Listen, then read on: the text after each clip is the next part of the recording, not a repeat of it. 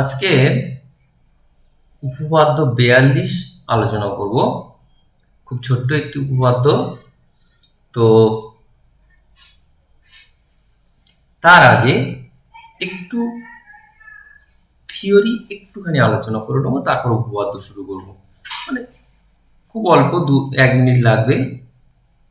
সেটা হচ্ছে সাধারণ স্পর্শক কি জিনিস।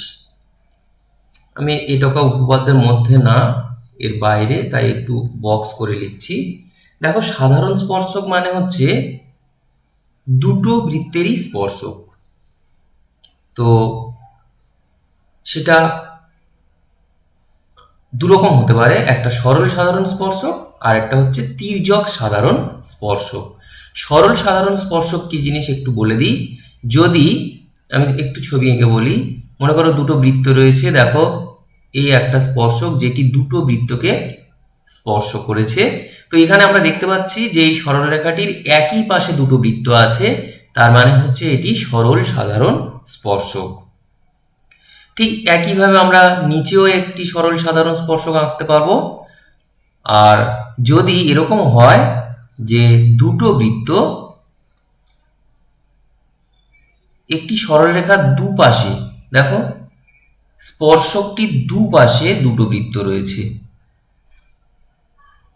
সরলরেখাটি দুটো বৃত্তকেই স্পর্শ করেছে, সেটা হচ্ছে দুজনকে দুপাশে রেখে স্পর্শ করেছে, তাহলে এটার নাম হচ্ছে তির্যক সাধারণ স্পর্শক। তির্যক সাধারণ স্পর্শক। আর আগেরটা ছিল সরল সাধারণ স্পর্শক। এখানে আরো একটা তির্যক সাধারণ স্পর্শক হতে পারে, সেটা হচ্ছে এটা। আচ্ছা, আর আরো একটা কথা, মনে করো দুটো বৃত্ত পরস্পরকে স্পর্শ করেছে। আমাদের এই উপপাদ্য শুরুতেই যেটা স্টেটমেন্টে রয়েছে, দেখো পরস্পরকে স্পর্শ করেছে। স্পর্শ দুরকম ভাবে করতে পারে। একটা হচ্ছে বহিস্থভাবে, যেটা আমি এই আঁকছি, এটা দেখো বহিস্থভাবে স্পর্শ করেছে। তো এইখানে আমাদের এই যে স্পর্শ বিন্দু, আমরা এই বিন্দুতে একটি সাধারণ স্পর্শক দুটো বৃত্তেরই আঁকতে পারি, সেটার নাম হচ্ছে, আমাদের প্রশ্ন হচ্ছে এই স্পর্শকটা কি স্পর্শক, সরল না তির্যক। সেটা আমি একটু আগে বললাম যে যদি আমাদের সরলরেখাটির বিপরীত পাশে দুটো বৃত্ত থাকে, তাহলে সেটা হচ্ছে তির্যক সাধারণ স্পর্শক। আচ্ছা, তাহলে এটা হচ্ছে বহিস্থভাবে স্পর্শ করছে। আরেকটা স্পর্শ হতে পারে, সেটা হচ্ছে অন্তস্থভাবে। দেখো এরকম স্পর্শ করতে পারে, একটাই বিন্দুতে দুজনে স্পর্শ করেছে, কিন্তু একটা বৃত্ত আর একটা বৃত্তের ভিতরে রয়েছে। তো এই ক্ষেত্রে আমরা এই স্পর্শ বিন্দুতে একটি স্পর্শক আঁকতে পারি। তো সেই স্পর্শকটি যেহেতু একই পাশে দুটো বৃত্ত রয়েছে, সেটা হবে আমাদের সরল সাধারণ স্পর্শক। যাই হোক, এইটুকু থিওরি আমি বললাম।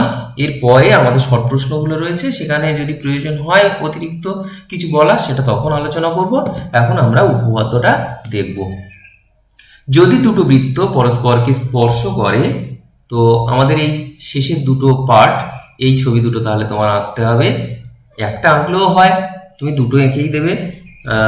তাহলে বলা হয়েছে যে স্পর্শ বিন্দু, খেয়াল করো আমি এই ছবিতে বলি একটু, এখানে ধরো স্পর্শ বিন্দু পি, আর কেন্দ্র দুটির সংযোজক সরলরেখাংশের উপরেই হবে এই পিটা। তার মানে এই বৃত্তের কেন্দ্র ধরো এই বৃত্তের কেন্দ্র ধরো এখানে রয়েছে, এই পি বিন্দুটা এদের দুজনার সংযোজক সরলরেখার উপরে থাকবে। তার মানে এরকম হবে না যে দুটো বৃত্তের কেন্দ্র আমি যোগ করেছি আর পি এরকম আছে, এটা কখনোই হবে না। পি অবশ্যই আমাদের এই কেন্দ্রদ্বয়ের সংযোজক সরলরেখাংশের উপরে থাকবে, সেটা প্রমাণ করতে হবে। ঠিক এটার ক্ষেত্রেও তাই।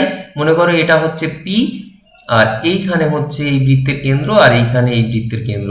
তো কেন্দ্রদ্বয়ের সংযোজক সরলরেখা যদি আমি যোগ করে বাড়িয়ে দিই, তাহলে পিটা অবশ্যই ওই সরলরেখার উপরে থাকবে। তো তাহলে আমি একটু ছবিটা আঁকি।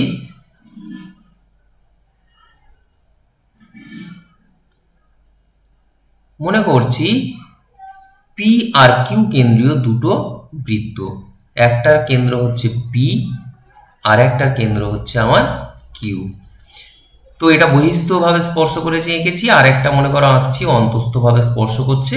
আমি লেখার সময় একইভাবে লিখব, সেখানে আমার অন্তস্থ বহিস্থ কিছুই বলার দরকার পড়বে না।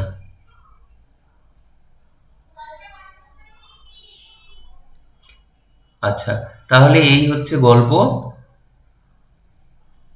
তাহলে এখানে হচ্ছে পি কেন্দ্রীয়, এটা কিউ কেন্দ্রীয় এই ছোট বৃত্তটা, আর এই যে টাচ করেছে যে বিন্দুটা, আমি মনে করছি এই বিন্দুটার নাম ক্যাপিটাল এ, ক্যাপিটাল এ। তাহলে কি লিখব? প্রদত্তে লিখব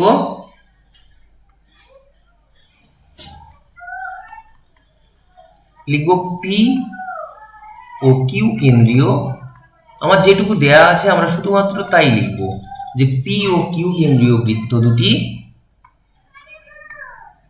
আমাদের বলেছে যে শুধুমাত্র স্পর্শ করেছে সেইটুকুই বলা আছে। তো বৃত্ত দুটি পরস্পরকে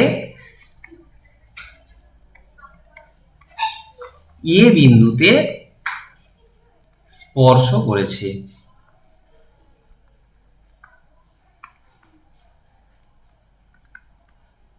আচ্ছা, এবার আর কিছুই নেই, এটুকু শুধু আমার প্রদত্ত। এরপরে হচ্ছে আমার প্রমাণ করতে হবে কি? প্রামাণ্য।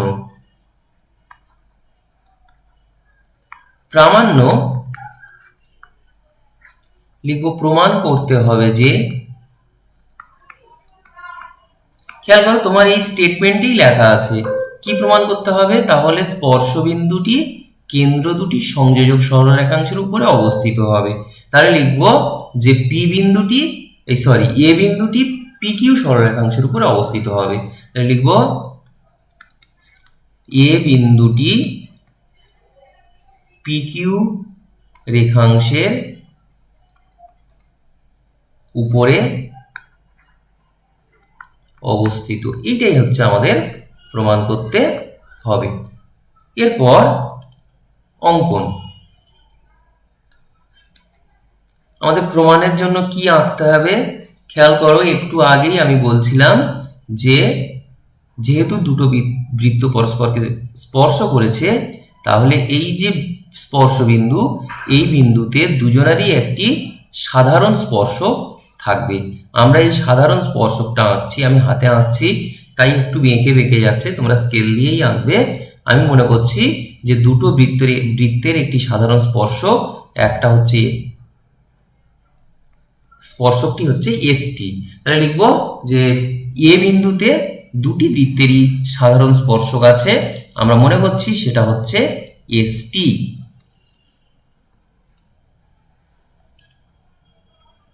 আচ্ছা, আর আরো একটা কথা, এখানে আমরা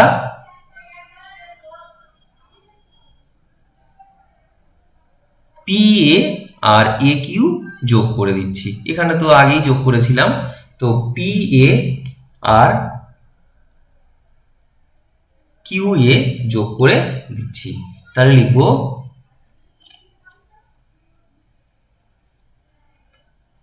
লিখব যে এ বিন্দুতে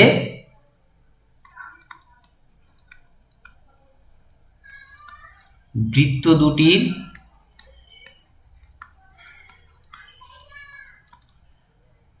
সাধারণ স্পর্শক, আমি একটু আগেই বলেছি এই স্পর্শকটা হচ্ছে আমার, খেয়াল করে এখানে দুটো ছবি রয়েছে, প্রথমটা হচ্ছে আমার তির্যক সাধারণ স্পর্শক আর দ্বিতীয়টা হচ্ছে সরল সাধারণ স্পর্শক।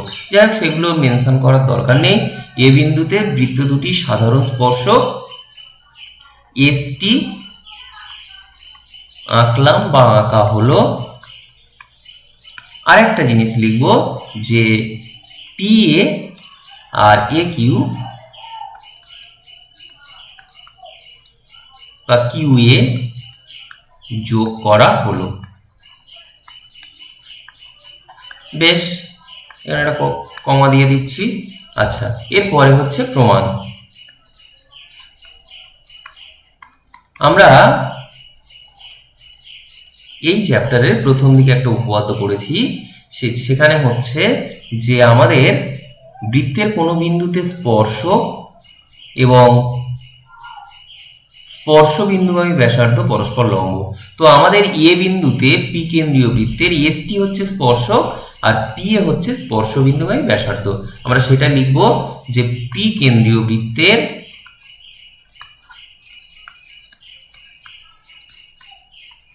এ বিন্দুতে এসটি স্পর্শক এবং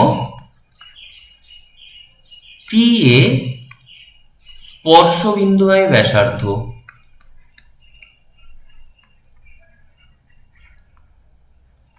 তাহলে আমরা সেখানে কি পড়েছিলাম যে আমাদের পি এ লম্ব এসটি হবে।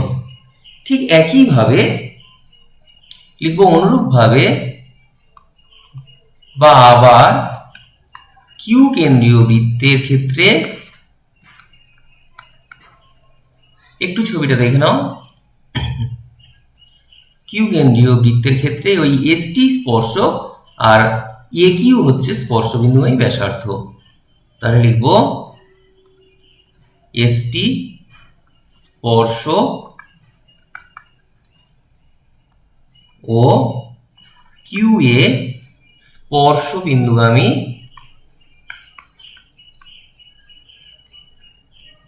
ব্যাসার্ধ। লিখব অতএব কিউ এ লম্ব এসটি। আচ্ছা, এখানে একটু এবার ছবিতে দেখব যে তাহলে আমরা কি পেলাম। আমরা পেলাম যে এসটি সরলরেখার উপরে আমাদের পি এটা হচ্ছে লম্ব এ বিন্দুতে, আবার কিউ এ বিন্দুতে লম্ব। তাহলে এইবার সেই জিনিসটাই এখানে লিখি যে অতএব এসটি সরলরেখার উপর রেখাংশের উপর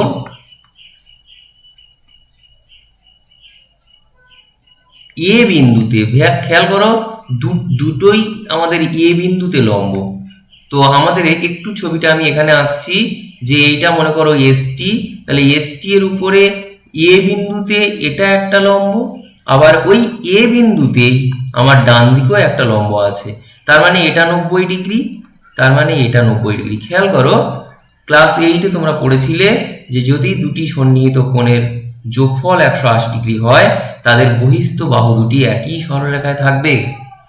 তাহলে আমরা সেই থিওরি অনুযায়ী লিখবো। তাহলে এটা কি লিখছিলাম যে অতএব এসটি সরলরেখাংশের উপর এ বিন্দুতে পি এ ও কিউ এ লম্ব। অতএব আমরা বলতে পারি যে পি এ কিউ একই সরলরেখায় অবস্থিত। সেটা কোথা থেকে বললাম? ক্লাস 8-এর থিওরি দিয়ে। ক্লাস 8-এ তোমরা পড়েছিলে, তোমাদের হয়তো মনে নেই, যে যদি দুটি সন্নিহিত কোণের সমষ্টি যদি 180 ডিগ্রি হয় তাহলে এই কোণ দুটির বহিস্থ বাহু এই দুটো একই সরলরেখায় থাকবে। সেই থিওরি অনুযায়ী আমরা বলছি যে একই সরলরেখায় থাকবে। তাহলে আমাদের প্রমাণ হয়ে গেল। এবার আমরা এখান থেকে একটা অতিরিক্ত প্রয়োগ আলোচনা করব। এখানে প্রয়োগ 14 যেটা, এটা আমি আগের দিনে উপপাদ্যের সাথে আলোচনা করেছিলাম। তো আজকের আমি প্রয়োগ 16 আলোচনা করব। এই 16 প্রয়োগ থেকে আমাদের শর্ট প্রশ্ন আসে পরীক্ষায়।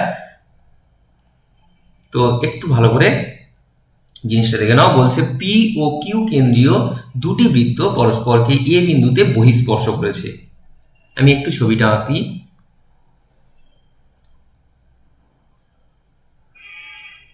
দুটো বৃত্ত, একটা পি কেন্দ্রীয় আর একটা কিউ কেন্দ্রীয় বৃত্ত পরস্পরকে এ বিন্দুতে বহিঃস্পর্শ করেছে।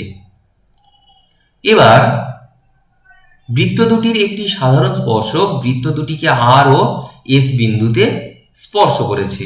তাহলে আমি একটা সাধারণ স্পর্শক আঁকছি।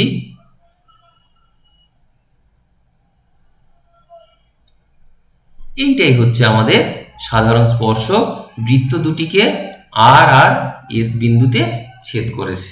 বেশ, তো 1 নম্বর বলেছে প্রমাণ করি যে এ বিন্দুতে অঙ্কিত সাধারণ স্পর্শক আর এস সরলরেখাংশকে টি বিন্দুতে, এক সেকেন্ড আরো একটু ভালো করে পড়ি, বলা হয়েছে এ বিন্দুতে অঙ্কিত সাধারণ স্পর্শক। আচ্ছা, এ বিন্দুতে একটা তাহলে সাধারণ স্পর্শক আঁকি।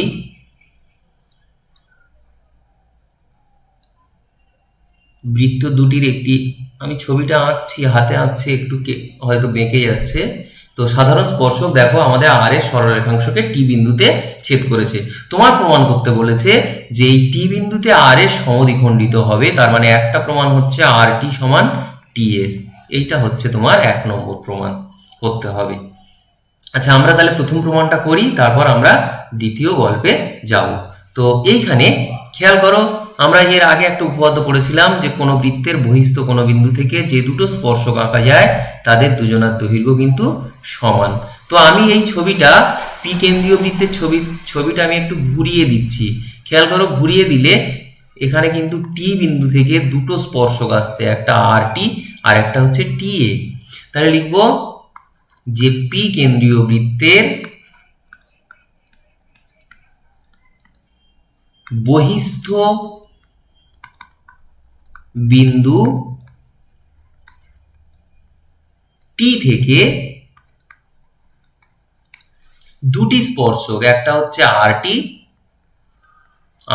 আর একটা হচ্ছে, এটা টি আর লিখি বরং, টি আর একটা হচ্ছে টি এ, দুটি স্পর্শক। তাহলে কি লিখবো? অতএব আর টি সমান টি এ, কারণ দুটো স্পর্শকের দৈর্ঘ্য সমান হবে। ঠিক একইভাবে কিউ কেন্দ্রীয় বৃত্তের ক্ষেত্রে একই গল্প রয়েছে। তাহলে লিখবো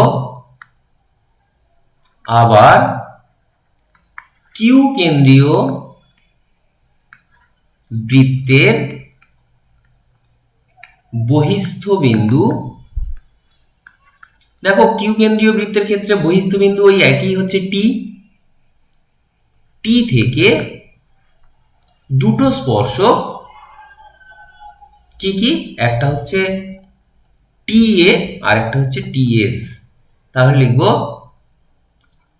টি এ ও টি এস দুটি স্পর্শক। তাহলে লিখবো অতএব টি এ সমান টি এস। খেয়াল করো, এর আগেরটায় আছে, আমি ধরো এটা 1 নম্বর দাগ দিলাম, এটা মনে করো 2 নম্বর দাগ দিচ্ছি। তাহলে কি পাচ্ছি এই দুটো থেকে? দেখো উপরে টি এ সমান টি আর আছে, তাহলে লিখবো অতএব আর টি সমান টি এস 1 ও 2 থেকে। দেখো এইটাই আমার প্রমাণ করতে বলেছিল। খেয়াল করো, আমি এখানে শর্ট লিখে রেখেছি, আর টি সমান টি এস প্রমাণ করতে বলেছিল। তাহলে এটা হচ্ছে প্রমাণিত। এটা 1 নম্বর প্রমাণটা হলো। এবার 2 নম্বর প্রশ্নটা করব। 2 নম্বর প্রশ্ন বলা হয়েছে যে আর এ এস এই কোণটা 90 ডিগ্রি। আমি একটু ছবিতে এঁকে দেখাবো। তাহলে তোমাকে আর এ যোগ করতে হবে, এস যোগ করতে হবে, তোমাকে এই কোণটা 90 ডিগ্রি প্রমাণ করতে বলেছে। তো আমি একটু ছবিটা নিচে আঁকছি। আচ্ছা, তা আরেকটা কথা বলি, মনে করো আমি না, ওটা এখন আঁকার দরকার পড়ছে না। আমি বলছি এই ছবিটা আমি এখানে কেটে আঁকছি। তাহলে আমার ছবিটা কেমন আছে? এরকম আছে। আচ্ছা, এইখানে হচ্ছে আমার টি বিন্দু রয়েছে, এখানে আছে আর, এখানে আছে এ, এখানে আছে এস। খেয়াল করো, আমার এই কোণটা 90 ডিগ্রি প্রমাণ করতে বলেছে। আচ্ছা, একটু আগে আমি লিখেছি এই বাহুটা আর এই বাহুটা সমান, তার মানে আমরা বলতে পারি এই কোণটা যা হবে এই কোণটা তাই হবে। তাহলে সেই গল্পটা লিখবো। আমি ছবিটা নিচের দিকে আঁকছি, আঁকলে আমার লিখতে সুবিধা হবে। ওই ছবিটা, শুধু পার্টিকুলার যে ছবিটা আমি কেটে নিয়ে আঁকছিলাম সেটা আঁকছি, তাহলে আমার লিখতে সুবিধা হবে। দেখো এই ছবিটাই, এটা টি, এটা আর, এটা এস, এটা এ। দেখো আমরা বলেছি আর টি সমান টি এ, একটু আগে বলেছি। তাহলে লিখবো ত্রিভুজ আর এ টি থেকে আর টি সমান টি এ লিখবো। অতএব খেয়াল করো, যেহেতু আর টি আর টি এ সমান, তাহলে এই কোণটা সমান এই কোণটা, তাহলে আমরা লিখতে পারি। আচ্ছা, যদি তোমার সুবিধা হয় তুমি এটাই এক্স ডিগ্রি ধরে নাও, তাহলে এটাও এক্স ডিগ্রি হবে, কারণ দুটো কোণ সমান। লিখবো অতএব কোণ টি আর এ সমান কোণ আর এ টি সমান এক্স ডিগ্রি ধরি। আমাদের ধরে নিলে আমি দেখেছি ছাত্রছাত্রীদের বুঝতে অনেক সোজা হয়ে যায়। তাহলে এটা হচ্ছে এক্স ডিগ্রি, এটাও এক্স ডিগ্রি। ঠিক ঠিক একইভাবে আমরা বলতে পারি যে এই কোণটা যা হবে এই কোণটা তাই হবে, কারণ টিএস যা টিএ তাই। তাহলে লিখবো একইভাবে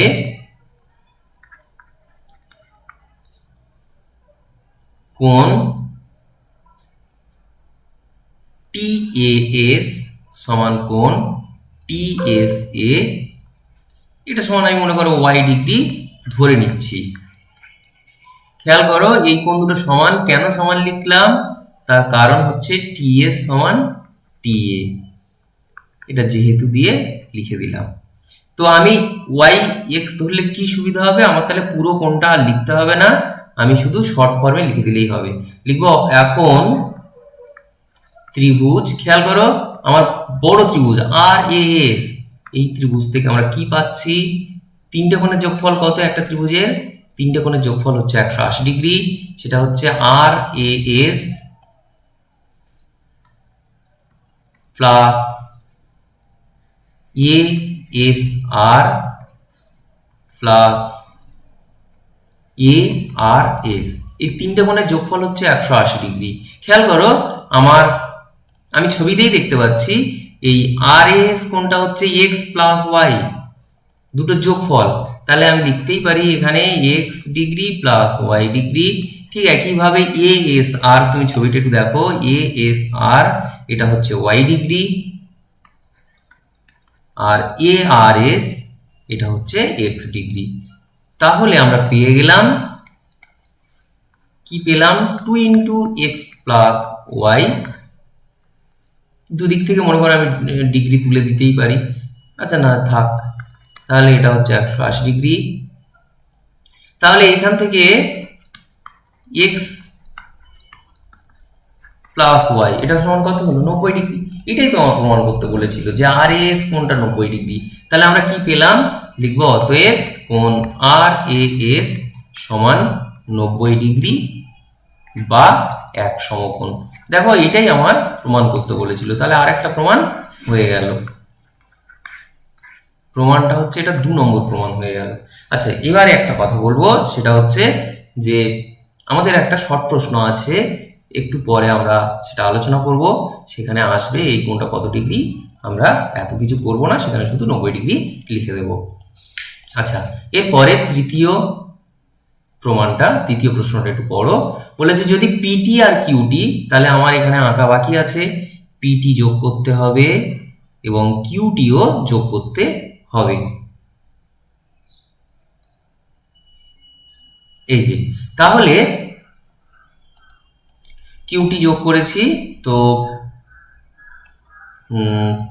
কিউটি এ আর এ এস কে যথাক্রমে সি ও বি বিন্দুতে ছেদ করে, তাহলে এ আর কে সি বিন্দু আর এটাকে হচ্ছে বি বিন্দুতে যদি ছেদ করে, একটু ছবিটা ছোটর জন্য হয়তো বুঝতে অসুবিধা হচ্ছে, তাহলে তোমাকে প্রমাণ করতে বলেছে এ বি টি সি এটা একটা আয়তক্ষেত্র হবে।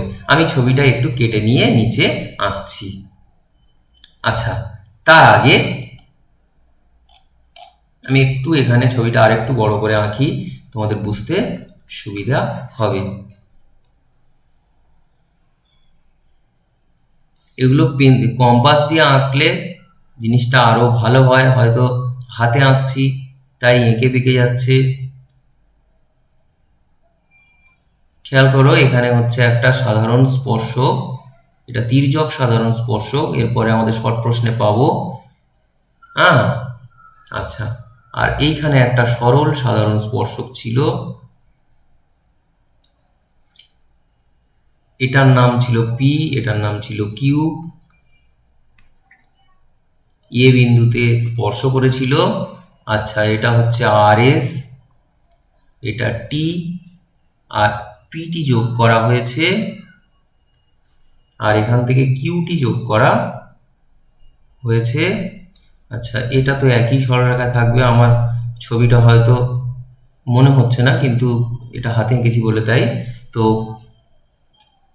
আমাদের কি প্রমাণ করতে হবে যে আর এ যোগ করতে হবে। 1 সেকেন্ড।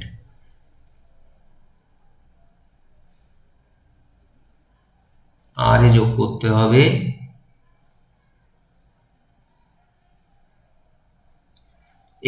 এই বিন্দুটার নাম দিয়েছে কত কি জানো, সি বিন্দু। এই যে পিটি আর আর যেখানে ছেদ করেছে, আর একটা হচ্ছে এইটা যোগ করতে হবে। তো এইটার নাম দিয়েছে বি। এইবার তোমার প্রমাণ করতে হবে এ বি টি সি এটা আয়তক্ষেত্র। তার মানে এই প্রত্যেকটা কোণ, দেখো আমার একটা কোণ তো 90 ডিগ্রি আমি একটু আগে বলেছি, তাহলে এই কোণটা 90 ডিগ্রি যদি বলতে পারি, এই কোণটা যদি 90 ডিগ্রি বলতে পারি, এই কোণটা যদি 90 ডিগ্রি বলতে পারি, তাহলে আমাদের এই চতুর্ভুজটা আয়তক্ষেত্র বলতে পারি। তো এই চতুর্ভুজে আমার 4টি কোণের মান কি কি হবে একটু দেখে নিই। খেয়াল করো, আমি এখান থেকে এবার পাট পাট করে আঁকছি। এই একটা ছবি আঁকছি, খেয়াল করো। একটা আঁকবো, দ্বিতীয়টা আর আঁকবো না, সেটা এমনি তোমাকে বলে দেবো। আচ্ছা,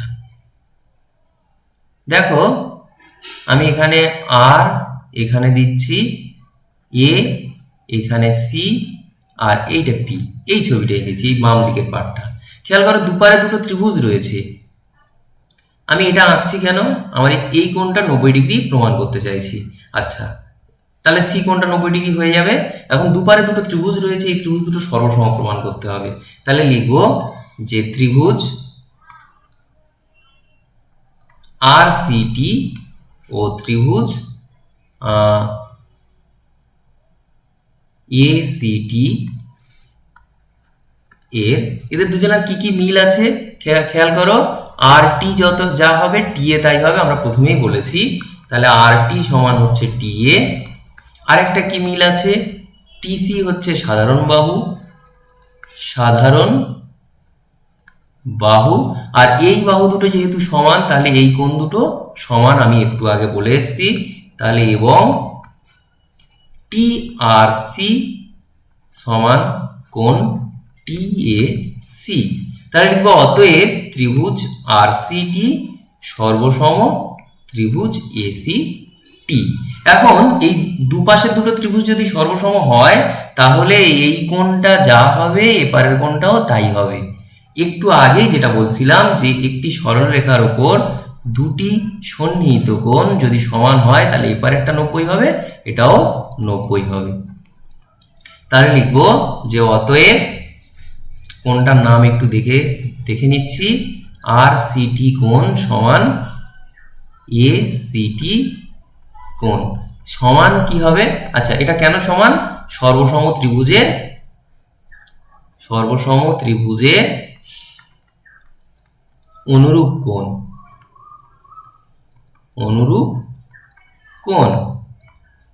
তাহলে দুটো কোণ সমান, লিখবো অতএব কোণ এ সিটি সমান 90 ডিগ্রি। কারণ একটা সরলরেখার উপরে দুটো কোণ সমান, তার মানে হচ্ছে 90 ডিগ্রি। তাহলে পেয়ে গেলাম সি কোণ 90 ডিগ্রি। একটু আগেই আমরা লিখে রেখেছিলাম আর এ সে কোণটা 90 ডিগ্রি লিখবো। ঠিক একইভাবে আমরা বলতে পারি, দেখো এপারেরটা যেভাবে আমরা প্রমাণ করলাম, আমরা ডান দিকের এই বি কোণটাও ঠিক একইভাবে আমরা বলতে পারি সেটা 90 ডিগ্রি। তাহলে লিখবো একইভাবে কোণ, এই কোণটার নাম কি যেন, এবিটি সমান 90 ডিগ্রি প্রমাণ করা যায়, একইভাবে প্রমাণ করা যায়। তাহলে এটা হলো আরেকটা। এবং আমরা একটু আগেই প্রমাণ করেছি আর এ এস এই কোণটা সমান, আমি যদি চতুর্ভুজ থেকে একটু পরে লিখবো, এটা সমান 90 ডিগ্রি। তাহলে লিখবো এখন চতুর্ভুজ এবি টিসি এর, তাহলে কোনটা কি কি একটু আগেই আমি লিখেছি কি আর সিটি, এসিটি সমান 90 ডিগ্রি, এবিটি সমান 90 ডিগ্রি, এসিটি সমান 90 ডিগ্রি সমান এবিটি, এই দুটো কোণের মান 90 ডিগ্রি। এক্ষুনি যেটা আর এস লিখলাম সেটা ছোট্ট চতুর্ভুজের মধ্যে যদি লিখি সেটা হচ্ছে সিএবি, এটা 90 ডিগ্রি। আচ্ছা এইখানে লিখে রাখি, অতএব সি এ বি সমান হচ্ছে 90 ডিগ্রি। তাহলে এখানে লিখবো সি এ বি সমান 90 ডিগ্রি। তাহলে একটা চতুর্ভুজের তিনটে কোণ 90 ডিগ্রি পেয়ে গেছি, তাহলে লিখবো অতএব অবশিষ্ট কোণটাও 90 ডিগ্রি হবে। অবশিষ্ট কোণ, ওই কোণটার নাম কি, এপারের কোণটা। আমি প্রমাণও করা যায়, সেটা আর প্রমাণ করতে গেলে বড় হয়ে যাবে, তাই আমি লিখছি না। প্রমাণ আমি কিভাবে বলে দিচ্ছি, দেখো আমার একটু আগেই এক্স দিয়ে লেখা ছিল, আচ্ছা দরকার নেই, এক্স অতিরিক্ত খাটনি হয়ে যাবে। তাহলে ওইটার নাম হচ্ছে বিটিসি, বিটিসি। তাহলে অবশিষ্ট বিটিসি এটা সমান হচ্ছে 90 ডিগ্রি। তাহলে লিখবো চতুর্ভুজটি একটি আয়তক্ষেত্র।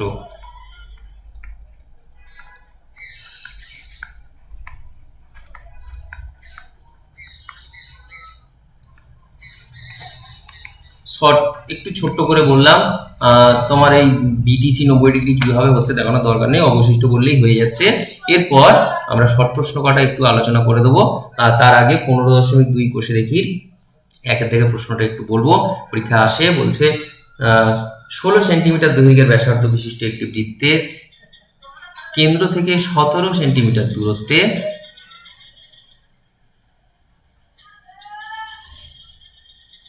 তাহলে কেন্দ্র থেকে 17 সেন্টিমিটার দূরত্বে, এটা 17 সেন্টিমিটার দূরত্বে, তাহলে ব্যাসার্ধ হচ্ছে 16 সেন্টিমিটার, ব্যাস আমার এটা ভুল লেখা হয়েছে, এটা ব্যাস বিশিষ্ট হবে। আচ্ছা, বহিস্থ একটি বিন্দু থেকে অঙ্কিত বৃত্তের স্পর্শকের দৈর্ঘ্য কত হবে? তাহলে আমার বের করতে বলেছে এই স্পর্শকটার দৈর্ঘ্য। খেয়াল করো, আমার এইটাই হচ্ছে ব্যাসার্ধ, ব্যাসার্ধ হচ্ছে তাহলে 16 হাফ, তাহলে এটা হবে 8, এটা 17। আমরা স্পর্শ, যেহেতু স্পর্শক, তাহলে স্পর্শ বিন্দু এই ব্যাসার্ধের সাথে সেটা 90 ডিগ্রি বা লম্ব হবে। তাহলে এটা সমকোণী ত্রিভুজ, তাহলে সমকোণী ত্রিভুজ হলে কি হবে যে, আচ্ছা ও কেন্দ্রীয় বৃত্ত, বহিস্থ বিন্দু মনে করো টি, এই বিন্দুতে মনে করো স্পর্শক, যদি 2 নম্বরের হয় এগুলো সুন্দর করে তোমাকে লিখতে হবে। তাহলে এটা হচ্ছে ওটি হচ্ছে 17 সেন্টিমিটার, ব্যাসার্ধ ও এ সমান হচ্ছে 8 সেন্টিমিটার, আর ও এটি হচ্ছে যেহেতু স্পর্শক এবং স্পর্শ বিন্দুগামী ব্যাসার্ধ, তাহলে এটা লম্ব। এগুলো সব লিখতে হবে, লেখার পর লিখতে হবে পিথাগোরাসের উপপাদ্য থেকে আমরা পাই কি পাবো, যে অতিভুজ স্কোয়ার সমান লম্ব স্কোয়ার প্লাস ভূমি স্কোয়ার, এই সূত্র থেকে তোমার বেরিয়ে যাবে। তাহলে এখানে হচ্ছে 17 স্কোয়ার, এটা হচ্ছে 8 স্কোয়ার, আর এটা হচ্ছে 80 স্কোয়ার। তাহলে এখান থেকে তুমি, আমি আর লিখলাম না, নিজেরা লিখে লিখে এটা করবে যদি 2 নম্বরের প্রশ্ন হয়। তাহলে 80 স্কোয়ার সমান কি পাবে, 289 মাইনাস 64, তাহলে এটা বিয়োগ করলে হবে 225। তাহলে এখান থেকে এটি সমান হচ্ছে 15 সেন্টিমিটার হয়ে যাবে। আচ্ছা, আমি এই এবার এমসিকিউ গুলো বলবো, মাঝখানের গুলো তেমন পরীক্ষায় আসে না, আমি এমসিকিউ গুলো এবার একটু আলোচনা করব। বলছে ও কেন্দ্রীয় বৃত্তে বহিস্থ বিন্দু এ থেকে অঙ্কিত স্পর্শক বৃত্তকে বি বিন্দুতে স্পর্শ করেছে, ও 5, মানে একটু আগেই যে প্রশ্নটা করলো একদম সেম টু সেম। এখানে তোমার মানে মুখে মুখে উত্তর হয়ে যাবে, 5, 13, তার মানে 12 উত্তর হবে। দেখো ওই 5 স্কোয়ার প্লাস 12 স্কোয়ার করলে 13 স্কোয়ার হবে। এগুলো হচ্ছে বারে বারে যারা প্র্যাকটিস করবে তাদের একদম ঠোঁটে ঠোঁটে এগুলো লেগে থাকবে। তো যাই হোক, এটা হচ্ছে তোমার 5, এইটা হচ্ছে তোমার 13 বলা ছিল। তাহলে তোমার স্পর্শকটির দৈর্ঘ্য কত হবে? বললাম 13 স্কোয়ার মাইনাস 5 স্কোয়ারের বর্গমূল করলে এটা 12 সেন্টিমিটার হবে। এইবার দুটি বৃত্ত পরস্পরকে সি বিন্দুতে বহিঃস্পর্শ করেছে, এ বি বৃত্ত দুটির একটি সাধারণ স্পর্শক বৃত্ত দুটিকে এ ও বি বিন্দুতে স্পর্শ করে। এসিবি কোণের মান আমি একটু আগেই আলোচনা করছিলাম যে এসিবি কোণের মান, দেখো আমি একটু ছবিটা নয় এখানে আঁকছি, দুটো বৃত্ত পরস্পরকে সি বিন্দুতে স্পর্শ করেছে। এখানে আমার একটু গোলমাল হয়ে গেল, যাই হোক মনে করছি যে এইটাই হচ্ছে আমার, দরকার নেই। সি বিন্দুতে বহিঃস্পর্শ করেছে। তো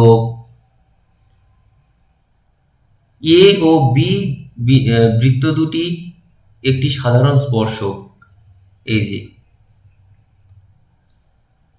যেটা এ আর বি বিন্দুতে বৃত্তকে স্পর্শ করেছে। তোমাকে জিজ্ঞেস করা হয়েছে এ সি বি, এই কোণটা আমরা একটু আগেই বলে এসেছি 90° হবে। একটু আগেই আমরা অতিরিক্ত প্রয়োগে আলোচনা করেছি। ও কেন্দ্রীয় বৃত্তের ব্যাসার্ধের দৈর্ঘ্য 5 সেন্টিমিটার, ও বিন্দু থেকে 13 সেন্টিমিটার দূরত্বে পি একটি বিন্দু। তো পি বিন্দু থেকে বৃত্তের দুটি স্পর্শকের দৈর্ঘ্য P Q R P R. আমি একটু ছবিটা আঁকবো। ও কেন্দ্রীয় বৃত্ত, ব্যাসার্ধের দৈর্ঘ্য 5 সেন্টিমিটার, ও বিন্দু থেকে 13 সেন্টিমিটার দূরে একটি বিন্দু হচ্ছে পি। তো দুটো স্পর্শক, একটা হচ্ছে পি কিউ আর একটা হচ্ছে আমার পি আর। তাহলে দুটো স্পর্শক এঁকেছি। তোমাকে জিজ্ঞেস করা হয়েছে যে এই চতুর্ভুজটির ক্ষেত্রফল। খেয়াল করো, আমার উপরে একটা ত্রিভুজ, নিচে একটা ত্রিভুজ, তাহলে দুটো ত্রিভুজ তো সর্বসম, তাহলে উপরের ত্রিভুজটার ক্ষেত্রফল বের করতে পারলে নিচেরটারও হয়ে যাবে। উপরের ত্রিভুজটা তো সমকোণী ত্রিভুজ, তাহলে হাফ ভূমি ইন্টু উচ্চতা করলেই হবে। তো সেক্ষেত্রে আমার 13 কোণটা বলেছে ওপি 13, একটু আগেই আমরা বের করেছি, এটা 5 এটা 13 হলে এটা 12 হবে। তাহলে ক্ষেত্রফল কত হবে? হাফ ইন্টু ভূমি ইন্টু উচ্চতা, তাহলে হচ্ছে 30 বর্গ সেন্টিমিটার হচ্ছে একটা ত্রিভুজের ক্ষেত্রফল। তাহলে দুটোর কি হবে? 30 প্লাস 30, এখানে যে হাফ লিখেছি তাহলে চতুর্ভুজটার ক্ষেত্রে লিখতে গেলে হাফ আর না লিখলেই হতো, তাহলে 60 বর্গ সেন্টিমিটার হয়ে যাবে। দুটি বৃত্তের ব্যাসার্ধের দৈর্ঘ্য 5 সেন্টিমিটার ও 3 সেন্টিমিটার। বৃত্ত দুটি পরস্পরকে যদি বহিঃস্পর্শ করে তাহলে তাদের কেন্দ্রদ্বয়ের মধ্যে দূরত্ব কত হবে? আমি একটু ছবিটা এঁকে দেখাবো। খেয়াল করো, দুটো বৃত্ত, মনে করো এই বৃত্তের ব্যাসার্ধ হচ্ছে 5 সেন্টিমিটার আর এপারের বৃত্তের ব্যাসার্ধ হচ্ছে 3 সেন্টিমিটার। আমরা উপপাদ্যে পড়লাম যে এটা কিন্তু একটাই সরলরেখা। তো আমাদের কেন্দ্র দুটোর মধ্যে দূরত্ব যদি বহিঃস্পর্শ করে আমরা দেখতে পাচ্ছি, তাহলে 5 আর 3 যোগ হবে,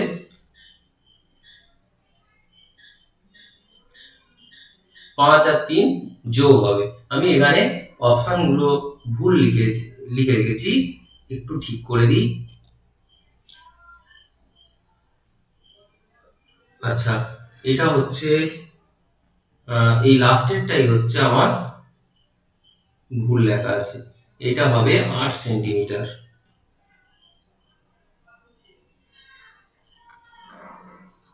তাহলে আমার এই 5 আর 3 8 যোগ করলেই হয়ে যাচ্ছে, তাহলে আমাদের কেন্দ্রদ্বয়ের দূরত্ব হচ্ছে 8 সেন্টিমিটার। সুতরাং ডি এর উত্তরটা এখানে আমার ঠিক হবে। এরপর তাহলে এটুকু বুঝতে পারলাম যে যদি বহিঃস্পর্শ থাকে কেন্দ্রদ্বয়ের দূরত্ব, তাহলে আমার বের করতে গেলে ব্যাসার্ধ দুটো যোগ করলেই হবে। ঠিক একইভাবে যদি অন্তঃস্পর্শ করে তাহলে কি হবে? তাহলে আমাদের ঠিক উল্টোটা হবে, এখানে যোগ হয়েছে ওখানে বিয়োগ হবে। আমি একটু ছবিটা এঁকে দেখাবো। তো মনে করো এই হচ্ছে, তাহলে এখানে হচ্ছে মনে করো আমার বড় বৃত্তের কেন্দ্র, সরি আমি এখানে আছি, তাহলে এইখান থেকে এইটুকু দূরত্ব আমার বের করতে হবে। দেখো, বড় বৃত্তের কেন্দ্র আর ছোট বৃত্তের কেন্দ্রের দূরত্ব সেটা বের করতে গেলে তাহলে আমার বড় বৃত্তের ব্যাসার্ধ এটা, তার থেকে ছোট বৃত্তের ব্যাসার্ধ আমার বাদ দিতে হবে। তাহলে এখানে রয়েছে 3.5, তার থেকে 2 বাদ দিলে 1.5, সুতরাং 1.5 সেন্টিমিটার উত্তর হবে। আমি আরো একবার বলি, হয়তো আমার ছোট বৃত্তটা একটু উপর দিকে হয়ে গেছিল, তোমার বুঝতে অসুবিধা হতে পারে, তাই আমি আরো একবার এইভাবে বলছি। তাহলে খেয়াল করো, এখান থেকে বড় বৃত্তের ব্যাসার্ধ হচ্ছে এইটা, তো ছোট বৃত্তের ব্যাসার্ধ আমার এখান থেকে এইটুকু। তাহলে আমার বের করতে বলেছি এইটুকু কত, কেন্দ্র দুটো দূরত্ব বলতে এইটুকু। সেটা কি করে বের করবো? বড় বৃত্তের ব্যাসার্ধ, তার থেকে এই ছোট বৃত্তের ব্যাসার্ধ বাদ দেবো, দিলে বেরিয়ে যাবে। এরপর সত্যি মিথ্যে একটি বৃত্তের অন্তস্থ একটি বিন্দু পি, তাহলে বৃত্তের ভিতরে রয়েছে পি বিন্দুটা। তো বৃত্তে অঙ্কিত স্পর্শক এখানে আমি ভুল লিখেছি, এটা বি নয়, এটা পি বিন্দুগামী নয়। তো বৃত্তের ভিতরে যদি পি বিন্দু থাকে তাহলে তার স্পর্শক হবে কি করে? এটা সত্যি লেখা আছে। আমার পি বিন্দু যদি পরিধির উপরে থাকতো তাহলে তার স্পর্শক হতে পারতো, পি বিন্দুগামী স্পর্শক হতে পারতো। যেহেতু আমার বৃত্তের ভিতরে রয়েছে পি বিন্দু, তাহলে পি বিন্দুগামী কোনো স্পর্শক পাওয়া যাবে না। বেশ, এবার একটি বৃত্তে একটি নির্দিষ্ট সরলরেখার সমান্তরাল দুইয়ের অধিক স্পর্শক অঙ্কন করা যায়। আচ্ছা, এখানে দেখো, আমার মনে করো এই যে সরলরেখা, এগুলো হচ্ছে একটা করে ছেদক, এটা একটা নির্দিষ্ট সরলরেখা, এর সমান্তরাল দুটো স্পর্শক হবে, এই দিকে একটা, নিচে একটা স্পর্শক হবে। এটা থিওরি পার্টে ছিল, আমি সেখানে আলোচনা করিনি, এখানে আলোচনা করছি যে দুটো স্পর্শক হবে, একটা উপরের এই বিন্দু দিয়ে একটা স্পর্শক আর নিচের এই বিন্দু দিয়ে একটা স্পর্শক, দুটি স্পর্শক পাওয়া যাবে। দুইয়ের অধিক স্পর্শক কিন্তু পাওয়া যাবে না একটি সরলরেখার সমান্তরাল, সুতরাং এটা হচ্ছে আমার মিথ্যা রয়েছে। এরপর শূন্যস্থান পূরণ। একটি সরলরেখা বৃত্তকে দুটি বিন্দুতে ছেদ করলে সরলরেখাটি বৃত্তের ছেদক। ছবিটা কেমন একটু আগেই বললাম যে এইটা। এবার দুটো বৃত্ত পরস্পরকে ছেদ বা স্পর্শ না করলে তাদের মধ্যে সর্বাধিক কটা সাধারণ স্পর্শক আঁকা যায়? আমি প্রথমেই আলোচনা করেছি, আর এটা পরীক্ষায় খুব আসে, বহুবার পরীক্ষায় এসছে। দুটো বৃত্ত পরস্পরকে ছেদও করেনি, স্পর্শও করেনি। ছেদ মানে কিরকম? এরকম। স্পর্শ মানে এতক্ষণ ধরে স্পর্শ নিয়ে আলোচনা করছিলাম এরকম, কিন্তু ছেদ করছে না, স্পর্শ করছে না। তাহলে তাদের কটা সাধারণ স্পর্শক? সেক্ষেত্রে সরল সাধারণ স্পর্শক হচ্ছে দুটো, যেটা হচ্ছে এই দুটো, আর তির্যক সাধারণ স্পর্শক সেটাও আমাদের দুটো হবে। এটা তির্যক বলেছি যে স্পর্শকের উভয় পাশে থাকবে বৃত্ত দুটো, আর সরল হলে কি হবে? স্পর্শকের একই দিকে থাকবে বৃত্ত দুটো।